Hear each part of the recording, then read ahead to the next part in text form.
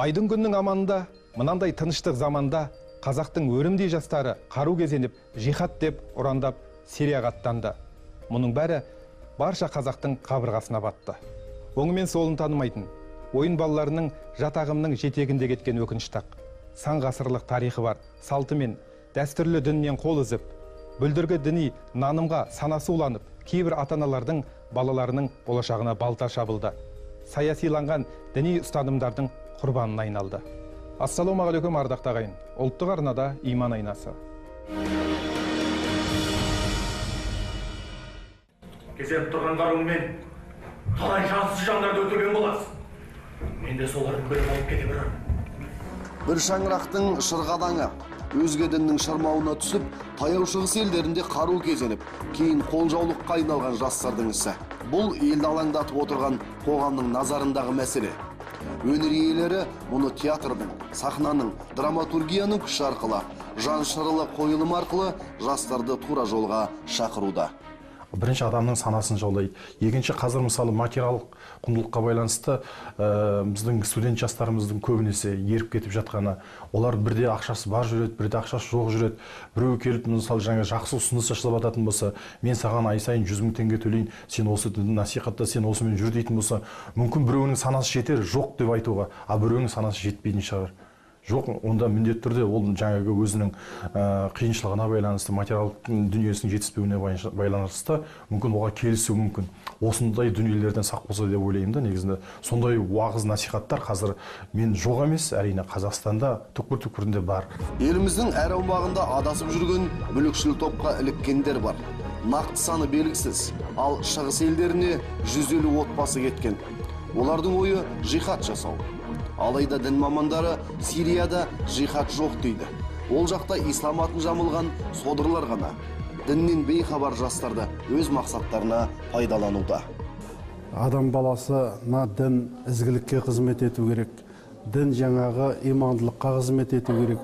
Осы мәселені біздің кейбірде жастарымыз түсінбей, жаңағы шетелдік түрлі діни ағымдардың азғырындысына еріп, түрлі қақтығыс болып жатқан аймақтарға өтіп кету сияқты фактілер орын алып жатқандығы біздің жанымызға қатты батады.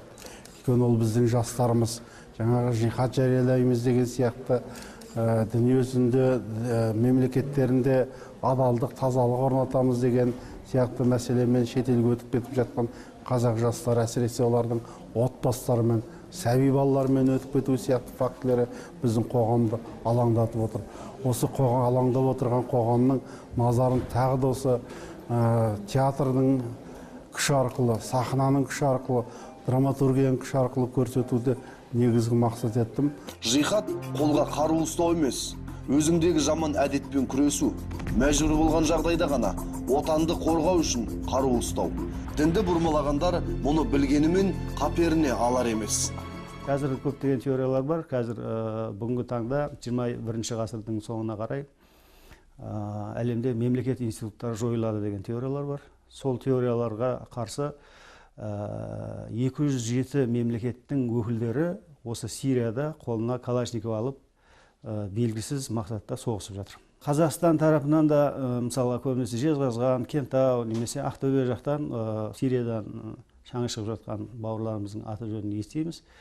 Бұның артында не бар десеңіз, біздің Қазақстанда да осы тәуелсіздік алған жылдардан бүгінге дейін сәләфилік, вахабилік тенденция өте жаңа белсенді үдеріс, белсенді қимыл көрсеткендігін білеміз.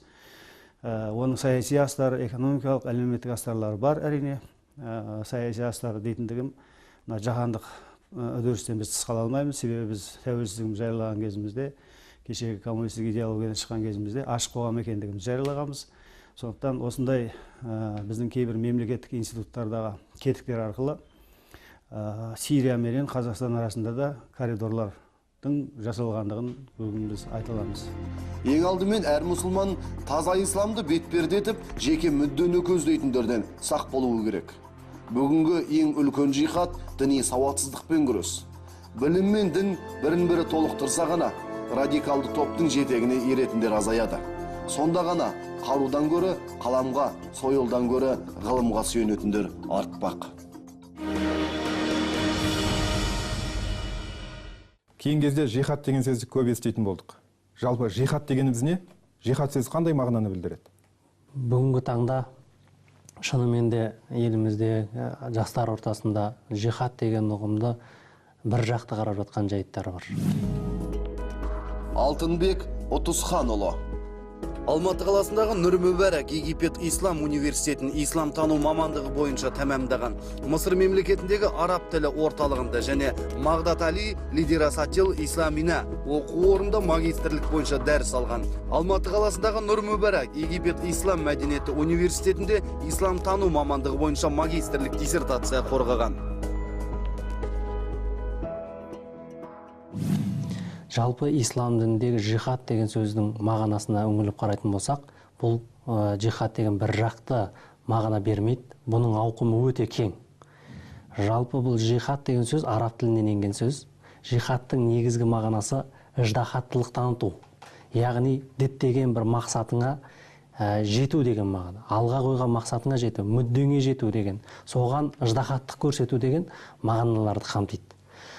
Жалпы бұл жихад дегеніміз жаңағы кейбір жастарымыздың бұл бір жақты алып қарап, тек қана қару асынып, бұл соғысқа ғана бару дегені ол шариғатымызда да және шариғаттағы негізгі саналатын Құран кәрімімізге, пайғамбар хадистеріне қайшы пікір болып саналады. Бүгінгі таңдағы Сирияға кетіп қалып жатқан немесе басқа бір мемлекеттерге қару асынып, өзін барып жарып жеріп жатқан нәрсенің барлығы бұл жихадтың аясына келмейді. Негізі Құран кәрімде 35 жерде осы жихад ұғымында келген сөз бар, бірақ соның 4-еуі ғана осы соғыс мәселесінде ғана айтылады. Бірақ оның өзінің өзі орны бар, оның өзінің шарты бар, оның өзінің міндеттері бар. Хадистерде қандай жихад туралы не айтылады? Пайғамбарымыз ислам, өздеріңіз білесіздер, тарихына үңілетін болсақ, мына елді, жерді, отанды қорғап келгеннен кейін сахабалар сұрайды, біз осы үлкен жихад жасадық па деген кезде оларға берген жауап мынандай болады: біз кіші жихад жасадық, енді үлкен жихад дегеніміз ол алда тұр дейді.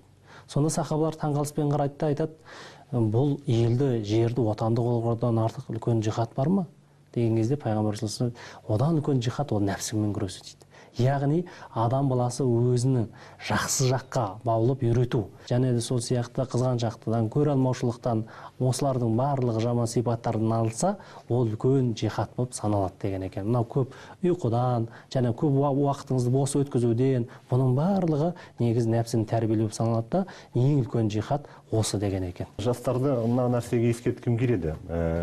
Сирияда ешқандай да қарулы жихад жоқ. Ғабит Абзалбек Әл-Фараби атындағы Қазақ мемлекеттік ұлттық университетін, Қазақстан Республикасы президентінің жанындағы мемлекеттік басқару академиясын бітірген. Халықаралық журналист, мемлекеттік және жергілікті басқару магистрі, тілші, редакторлықтан бастап Қазақстан Республикасы президентінің әкімшілігі ішкі саясат бөлімінің сарапшысы, инспекторы қызметтерін атқарды. Қазақстан Республикасы мәдениет және спорт министрлігі Дін істер комитеті төрағасының орынбасары. Бұның бәрі жаңағындай әсіресе интернет желісіндегі жалған шейхтардың беріп отырған ешқандай күші жоқ пәтуалары. Соған жастар арбалып отыр. Бұл мен айтар едім, бұл жастардың діни сауатсыздығының төмендігінен. Яғни бұл жерде жалпы қазақстандық жастарға менің айтарым, бұл жерде Сирияда жихад бар деп алданбаңыздар. Ол жерде ешқандай да жихад жоқ. Ол жерде тек бүлікшілік. Нағыз жихад жасаушы кісі өзінің нәпсісімен күресуші. Хадистен үзінді. Қазіргі уақытта Сириядағы жағдай баршамызды алаңдатып отыр. Тіптен бүкіл әлемді алаңдатып отыр. Қарулы қақтығыстың салдарынан талай отбасы ойран болды. Талай жазықсыз жандар көз жұмды. Мұны Алла жолындағы жихад деп айтуға келмейтін шығар. Әрине, бұл Алла жолындағы жихад емес. Жаңа біз хадисімізде де айттық, бұл жерде алда барбау ғана бар. Және бұл жерде елдің ішінде фитна, бүлік шығару ғана бар. Өйткені Құран кәрімде шынайы түрде келетін болсақ, аятта әл-фитна ашадду мин қатл дейді. Фитна, бүлік шығару адамды өлтіргеннен де бетер үлкен күнә дейді. Ал осы фитнаға барып қатысу, ол да сондай бір үлкен күнәлі іске қалады. Сондықтан осындай нәрсенің парқына бармай жатып бару, бұл Сириядағы мүлдем біздің жаңа айтып отырған шариғи жаңа міндеттемелерге, шарттарға мүлдем сай келмейді. Және дүниедегі мұсылман негізгі мұжтахид ғалымдарда да бұны жихад деп жариялап отырған жоқ. Ешбір адам бұны жихадқа санап отырған жоқ. Тек қана бұны бүлік шығарушылар немесе бір мүддені мақсатты жаңағы қойып отырған алдына адамдардың ғана шығарып отырған нәрсе деп айтамын. Өйткені ислам діні жалпы бейбітшілікті қалайтын дін, амандықты, есендікті қалайтын дін. Ислам дінінде бір адамды жазықсыз жазықсыз өлтіру барлық адамды өлтірген бірдей дейді Құран кәрімде. Діни экстремизмнің құрбаны болатындар кімдер? Бұл жердегі экстремизмге барып жатқан, терроризмге барып жатқанның көбі жаңа білімсіздіктің, сауатсыздықтың салдарынан барып жатыр бұл жерде. Және мүмкін болмашы бір тиын тебенге алданып қалып жатқандар да бар шығар. Сондықтан осылай қарауымыз керек. Негізі білімі бар адам, оған экстремизм, терроризмге бармайды. Өйткені террор деген сөз өз қауіп, қатер деген үрей деген мағынаны білдіреді негізі. Ал ислам дінінде сәләмә, ислам деген сөздің өзі сәләмә деген сөзін шығады. Ол бейбітшілік, амандық, есендік деген мағынаны білдіреді. Террор мен яғни бейбітшіліктің екеуі бір-біріне мүлдем қарама қайшы нәрсе болып саналады. Сондықтан бұл исламның жаңағы амандықты, есендікті қалайтынын білмеген жастарымыз мына террорға кетіп қалып жатқандар солар. ИШИМ террористік ұйымының ешқандай да исламға қатысы жоқ. 100-ден астам ислам ғаламалардың бұл берген пікірі. Бұл қолдан жасалған ұйым. Жастар бұған арбалмау керек.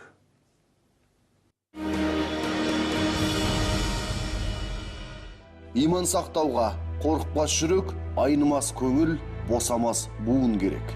Абай Құнанбайұлы. Қазіргі мынау теріс көзқарастағы осы лаңкестік ұйымдар ғаламторды жақсы пайдаланып жатыр. Біздің жастарымыз да осы ғаламтор арқылы өзінің жетегіне ертіп жатыр. Осыны тоқтатуға мүмкіндік бар ма? Жалпы бұндай жұмыс мемлекеттік органдар тарапынан тұрақты түрде жүргізіледі. Құзыретті мемлекеттік органдар және оған ведомстволық бағынысты ұйымдар тұрақты түрде интернеттегі діни бағыттағы материалдарға мониторинг жүргізеді. Мониторингтің нәтижесі бойынша күмән тудырылған ақпараттық өнімдерге сараптама жүргізіледі. Сол сараптаманың қорытындысы бойынша, егер ол ұйым ең алдымен бұл жерде сот сараптамасы керек. Сот сараптамасының нәтижесінде бұндай ақпараттық өнімдер де экстремистік, террористік пиғылдағы материалдардың, контенттің бар екені айқындалса, сот тәртібімен бұндай материалдарға Қазақстан Республикасының аумағында таралуына тыйым салынады. Нәтижелер бар. Бірақ біз мынаны ескеруіміз керек, бұл тұрақты тоқтамайтын процесс. Сіз бір сайтты жауып отырсаңыз, оған былайша айтқанда оған ұқсас атау сайттар пайда болуы мүмкін. Интернет кеңістігінің өзінде миллионнан астам сайттар бар. Ол күнделікті қосылып отырады. Яғни бұл тұрақты назарда экстремистік, террористік сипаттағы контенті бар материалдарды сот тәртібімен жабумен шектеліп қана қалмайды. Тиісті түсіндіру жұмысын жүргізіп отырады. Сонымен қатар бірқатар проблемалық сипаты, радикалдық діни ағымдардың тарауына қатысты өзінің сипаты бар басқа да қалаларда дін мәселелерін зерделеу жөніндегі орталықтар құрылған. Олардың құрамында реабилитациялық орталықтар жұмыс істейді. Бұған айталық ата-анасы болсын, туған туысқандары болсын, сондай бір проблемалық сипаттағы топтағы өздерінің бауырларын, балаларын алып кеп отырады, түсініктемелер алады. Қазақстан мұсылмандары діни басқармасы да бұл әлеуметтік жүйелермен қазіргі таңда көптеген жастар кетіп қалып жатуына орай, оның алдын алу үшін 21 сайт ашып үлгердік. 21 сайтымызда да жан-жақты бұл жихад ұғым болсын, лаңкестік болсын, терроризм болсын, және басқалай көптеген асыл құндылықтарымызда насихаттап келе жатырмыз. Жалпы бүгінгі күрделі мәселелерді, ойда жүрген көкейтесті мәселелерді сұраққа жауап беріп отыратын арнайы бізде пәтуа бөлімі бар. Сол пәтуа бөлімінің жанынан, муфтияттың жанынан бас муфтиіміз Ержан Қажы Малғажыұлының тапсырмасы бойынша Фатуа Кезет деген сайтты аштық. Мына осы сайттың ішіне кіретін болсақ, бүгінгі таңдағы мынау Сириядағы жихад ба, және осы жерге баруға бола ма, жоқ па, жалпы жихад дегеніміз не деген сияқты күрделі сұрақтарға жауап фатуа беріліп отырады. Таба алады. Жақсы, енді мынау Сирияға бейресми деректер көздері бойынша Сирияға кеткен ер азаматтардың саны 100-ге жуық дейді. Ал әйелдер, жетім балалар, жесірлердің саны 200-ге жуық дейді. Осыларды қайтаруға әрекет жасалып жатыр ма? Бұны қалай қайтара аламыз? Заң жүзінде ма жоқ? Түсіндірмелер жұмыстары шариғат айтып қайтарамыз ба? Қалай қайтаруға болады? Келіп жатқандар бар. Бүгінгі кезге дейін 47 адам келген. Бұл жерде жұмыс сол жаққа бармау бағытында жүргізілу керек. Яғни фильтрация мәселесі бар, түсіндіру жұмыстары бар. Өздері жалпына кез келген нәрсе бергенде діни бағыттағы материалдарды оны өзінің ой сүзгісінен өткізу керек. Осы бағытта біз айтатын болсақ, қазір Дін істер комитеті білім және ғылым министрлігінен бастап орта мектептердің 9-шы сыныбына арналған зайырлық және дінтану негіздері оқулығын, хрестоматиясын жасап жатыр. Сол жерде негізгі тараулардың бірі ретінде біз радикалдық экстремистік идеологияға қарсы сағаттарды белгілеп отырмыз. Яғни жастардың бойында мектеп қабырғасынан бастап діни экстремизм идеологиясына деген иммунитетті қалыптастыру, дәстүрлі рухани құндылықтарға баулу, исламның басқа да әлемдік және ұлттық діндердің шынайы қағидаларын үйрету. Дін істер комитеті Астана және Алматы қалаларының әкімдіктеріне дұрыс бағыттағы ақпараттары бар исламдық сипаттағы 41 әдебиеттің тізімін жолдаған болатын. Әкімдіктер осы кітаптарды басып шығарып, тиісті нысаналы аудиторияларды тартып жатыр. Яғни бұл жұмыс жүре береді. Мемлекеттің жүргізіп отырған жұмысының нәтижесін оң бағалау керек.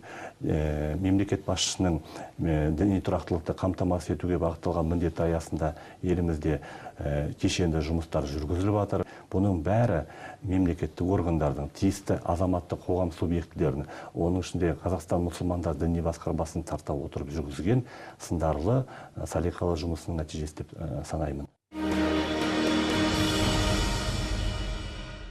Бөтенге шексіз сеніп қалудан сақтан. Омар Хайям.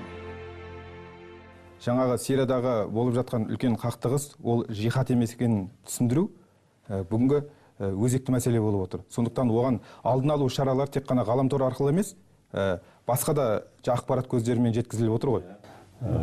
Яғни бұл жерде тиісті аудиторияларда, оның ішінде жаңағындай жалған діни ақпаратқа уланған жастармен арнайы барып түсіндіру жұмыстары да жүргізіліп отырады. Жұмыс кешенді түрде жүргізіледі. Бізде арнайы Қазақстан мұсылмандар діни басқармасының жанынан ранты деген топ құрылды. Республикалық ақпарат насихат тобы. Ол топ бүкіл өңірлерді аралап шықты деп айтуға болады. Бұл өңір бүкіл аудан, қала, ауыл демей барлығына насихатталып жатыр. Енді қорытындылай келген кезде, бүгінгі тақырыбымыз осы Сириядағы жихадтың жоқ дегенін айтып отырмыз ғой. Кейінгі жастарға қандай кеңес берер едіңіздер? Қазір жастар арасында дінге деген құлшыныс зор. Жастар діни білімді мешіттерден барып алсын, мешіттердегі имамдардан, ұстаздардан алсын, көшеден жол-жөнекей қосылған адамдардан, былайша айтқанда интернет шейхтардан, телефондық шейхтардан ақпарат алудың қажеті жоқ. Білімді дұрыс жерден алу керек. Басқа елдермен салыстырмалы түрде қарауымыз керек. Өзіміздің елімізде осындай бейбітшілікте, бірлікте тұрып жатқанымызға мыңда бір шүкіршілік етуіміз керек. Әрине бұндай бір тыныштықта, бейбітшілікте тұруымызға себепкер отырған елбасымыздың сондай бір Алла тағаланың бізге берген үлкен сый екенін бағалай білуіміз керек. Біздің еліміздегі мынау үлкен беріп жатқан нығметтерді, үлкен баға жетпес құндылықтарды дұрыс пайдалана білсек, елімізді, жерімізді, дінімізді, тілімізді, салт-дәстүрімізді сақтап қаламыз деген үлкен бір ой айтқым келеді. Құрметті қонақтар, бүгінгі студиямызға келгендеріңізге көптен көп рахмет. Егерде өз қажеттілігіңізден артылып жатса, онда мал-мүлкіңізді қайырлы істерге жұмсаңыз. Жетімдерге қарасыңыз, жағдайы төмен отбасыларға көмек қолын созыңыз. Өз-өзіңізді тәрбиелей білу, міне, жихад деген осы болса керек. Иманымыз кәміл, еліміз тыныш болсын ағайын.